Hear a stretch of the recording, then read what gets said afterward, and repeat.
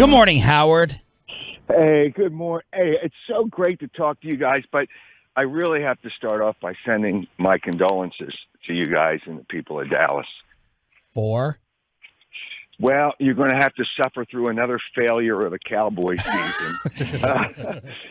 We know. I believe you have to listen to Jerry Jones every week on your fine radio station. So I'm just sending along my condolences for that. Howard, what was your record for the Cowboys, or who did you have winning the NFC East before the Tyron Smith injury, and what do you have after? It's the same. I have the Eagles because I don't know what history means sometimes, but it is history. I think it's 17 years that the same team has not repeated in the NFC East. Yeah. So I had the Eagles winning the division before, and I have the Eagles winning the division now. Because, again, the Cowboys are starting to get old, and they always find a way to Third youngest choke roster in the league. Well, I don't. They're old to keep. Well, not the quarterback, but I'm not a fan of the quarterback. Zeke Elliott's done. You might as well use Pollard. It's a joke. Now your offensive line is screwed up, but they always find a way to screw it up. Those Cowboys just can't help themselves. I want to send you some dust rags to dust off those Super Bowl trophies because that's all you guys talk about. But you have to dust them off all the time. It's been so long. Hey, listen, if there's a trophy for a playoff game, you got to dust that off too. Hey! Is it a running below the belt? Is it a running or a passing league these days in the NFL? Which one is it? It's better be a passing league because those are the teams that are going to win. You are right. You're right. And you're on here talking all this garbage and all this smack with the quarterback who can't throw the football and is going to be replaced by one of your 2 first-round picks next year after it's proven yet again that Jalen can't throw. To that you say what? Well, I will say this. I don't know that I agree with that as strongly as you do. I'm not sure about Jalen Hurts as a quarterback, but they're going to win the division because there's nobody else in the division that can compete with them because of the team they have around them. And next year, if he doesn't succeed, and I just heard you guys talk about the contract for Russell Wilson, it's ridiculous. It's out of control right now. And Deshaun Watson created the Cleveland Browns created this problem. But all these guys getting all that money, so they'd have to pay him. So I'm not so sure that they won't go after another quarterback if Jalen Hurts is not where they need him to be. But they're still better than the Cowboys. The Cowboys, they are just they're an enigma to America. You can call them America's team. They're an enema to America. An enema? An enema? Howard Eskin, the Burger King, here on the Diamond Factory Hotline from Filthy. Okay, we need to figure out our tackle situation. They're going to meet with Jason Peters very, very soon. What can you tell us about Jason Peters, who had a possible Hall of Fame career in your disgusting area, neck of the woods? Well, I will say this. He is a Hall of Famer, and there's no question about it. But right now, if he gets a contract, they ought to take him out in handcuffs for stealing money. It's unbelievable that Jason Peters, and he was terrific. There's no question. The best left tackle in football for the prime years that he played with the Eagles in Philadelphia. Was really a good player. But he keeps on getting contracts. And then, if I remember correctly, last year he got a contract and got hurt again. So is it going to be better than what you have? Maybe. I don't know about the rookie. And I guess he's only going to be a backup. I wish him luck. He is a good guy to have in a locker room. He really is good with his teammates.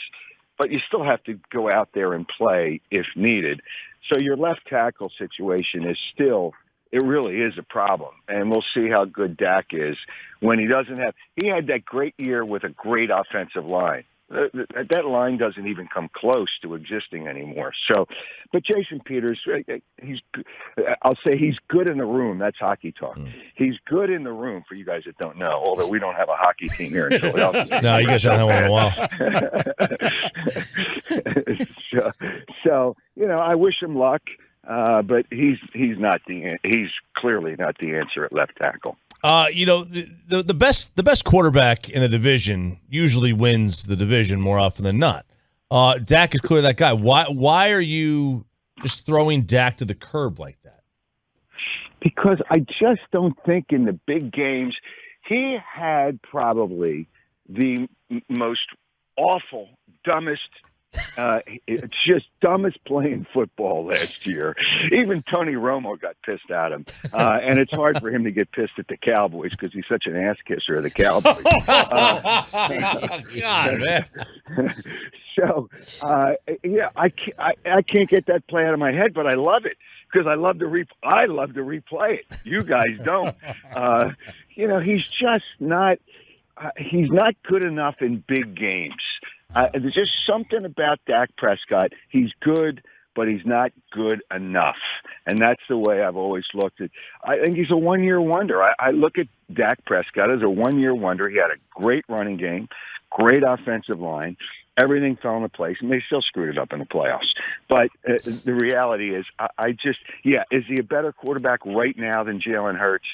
Yeah, but I don't know that that's really giving him a lot of props because we don't know where Jalen Hurts is at this point, and we're not going to find out until the first game, and even then we're probably going to have to wait because the reality is when the head coach doesn't play anybody, and I don't know that I agree with that part of it, we're really not going to see until he starts playing in that first games against Detroit.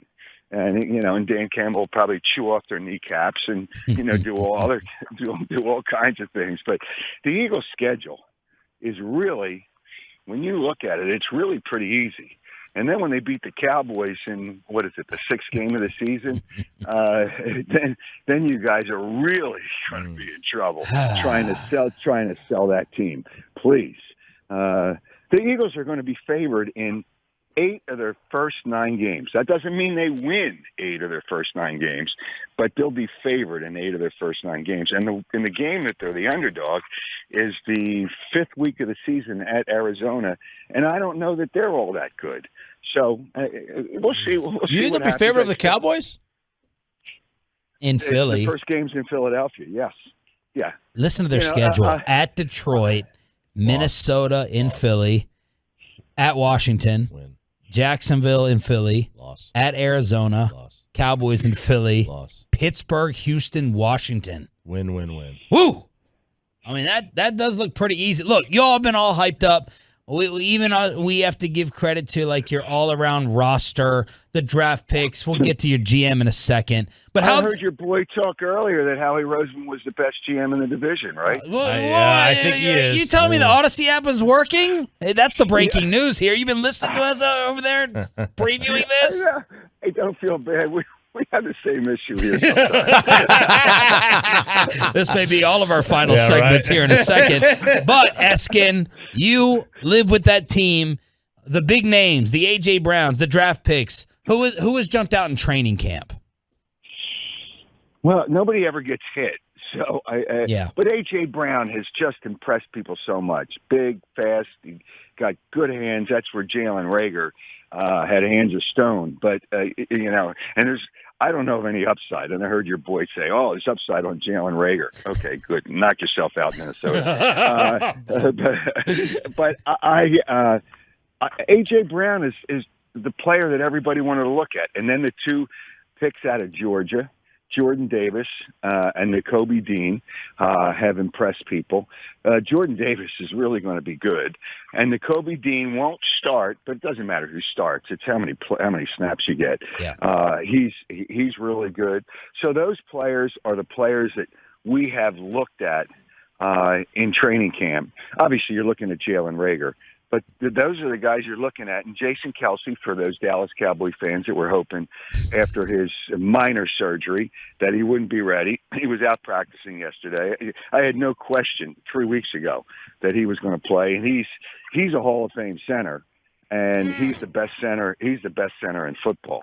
There's not even a question in my mind that he's the best center in football. So their offensive line is really good. But the players that I kind of mentioned are the ones that we've looked at in camp. You know, we mentioned Howie a moment ago. I do think he's the best GM in the division. But every town hates their general manager. It seems like especially Philly, they hate everything. Do they actually like Howie? Is this one of the 3 people that they actually like in the world?